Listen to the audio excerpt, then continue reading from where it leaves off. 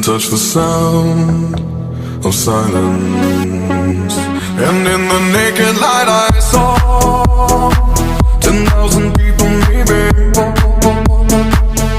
People talking without speaking, people hearing without listening, people writing songs that voices never share. And no one dared disturb the sound of silence. Fool said, you do not know. Silence like a cancer grows. Hear my words and I might teach you. Play my arms and I might reach you.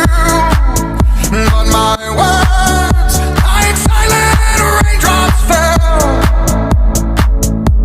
and echoed in the wells of silence.